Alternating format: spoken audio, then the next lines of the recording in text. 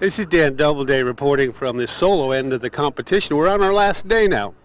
The last day of competition. If you remember about 4 days ago, everybody was pounding up their sand, and now they've worked their way from the top down, and most everybody's on their knees doing the finish work. We have about 3 hours left of the competition, so that's how it goes here. You start at the top, and you work down, and you finally end up on your knees, and it looks like everybody's doing their groundwork today.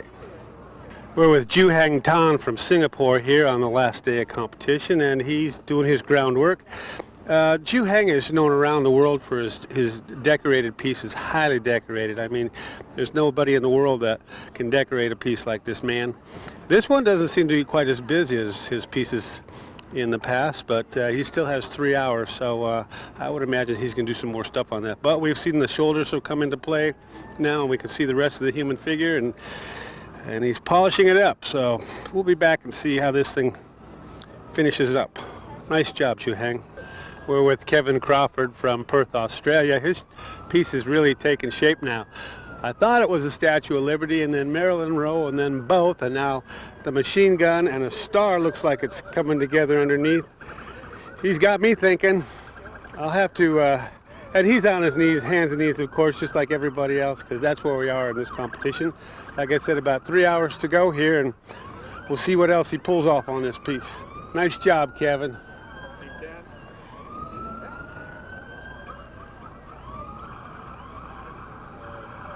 The thing I really like about Kevin, he brings the old school work ethic here. You'll notice that his piece is going to be finished in the 360, and he's quite creative here.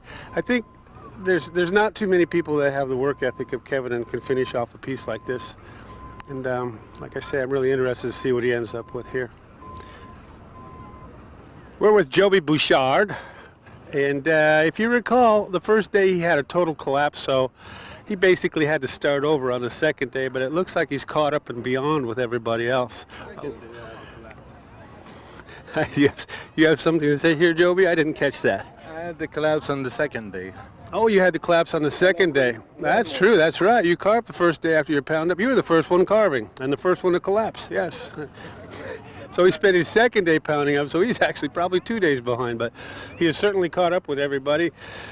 And his textures and his creativity and the cut-throughs, it's hard to find anybody that can compete with Joby, but that's why he's won here multiple times. But again, he's on his hands and knees too now because it's the last day, and that's where you come to. Sand naturally stands like it comes out of an hourglass at about 45 degrees, like the pyramids were built. You see the angle on this is totally vertical. That's at least 8 feet vertical. It's almost impossible to do in sand, but yeah, Joby's pulled it off. That means he did his homework on a good pound up, plus we have good sand. But for him to take the chance to build a piece like this is really a risk. Hopefully it all works out for him. We're with Milanese, and she is very typical of the foreign carvers and the flowy lines and the clean lines. You can see how clean everything is here. There's not a tool mark in this. And also the verticality she has, the under and the over. And you just can't understand how this can really be sand. That's the question we get from the public. Is that really sand? Look at the way that thing stands. It's almost impossible. But that's why Millie wins too. She won last year, and she's got a good shot this year too. If you recall, these started out as 15-ton piles of sand. And you can get an idea how big this has turned out and what kind of a pound up she did here.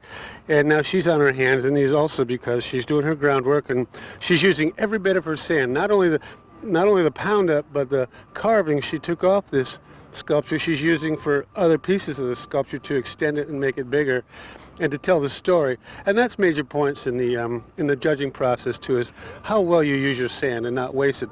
A lot of people just make a small piece and rake their sand away, but Millie uses every bit of sand. She's a worker.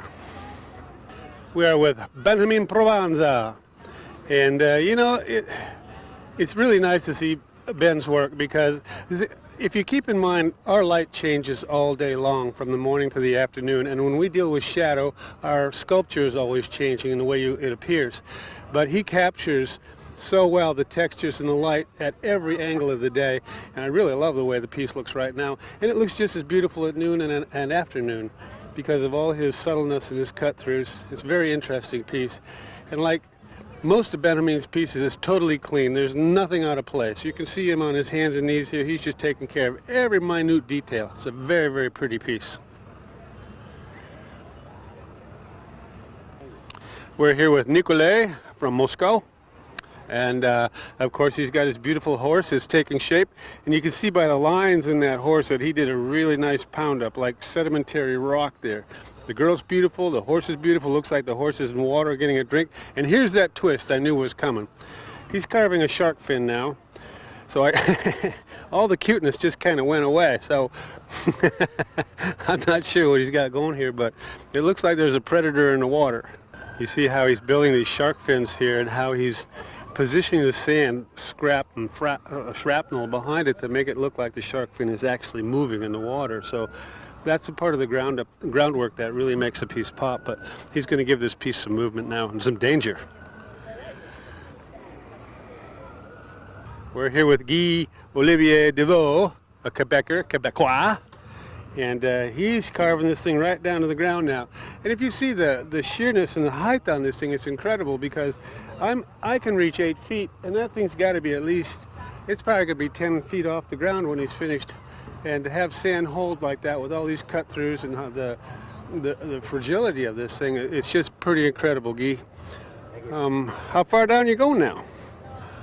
I think I'm going to go only that far down. I'm going to try to work a little bit on the ground, do a little pound up here and there, and very nice. See what I can do with the time I got left.